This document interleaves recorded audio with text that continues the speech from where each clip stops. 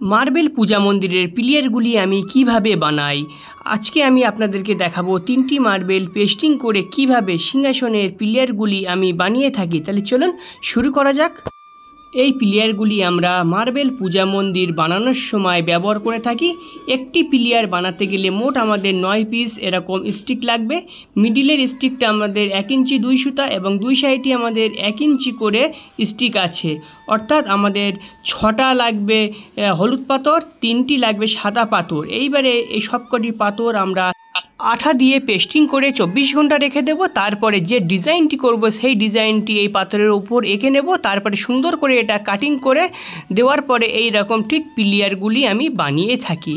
তা নিশ্চয়ই বুঝতে পেরেছেন দর্শকগণ আপনি কিভাবে এই পিলিয়ারগুলি বানাবেন। খুবই সহজ।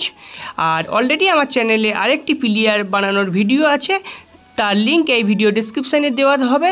আপনারা ওই ভিডিওটি দেখবেন, আরও বিস্তারিত বুঝতে পারবেন, জানতে পারবেন। তো এরকম ভিডিও যদি আপনাদের দেখতে ভালো লাগে তাহলে অবশ্যই কমেন্ট করবেন। চ্যানেলে নতুন হলে চ্যানেলটি সাবস্ক্রাইব করে পাশে থাকা বেল আইকনটি বাজিয়ে অল নোটিফিকেশন অন করে দেবেন।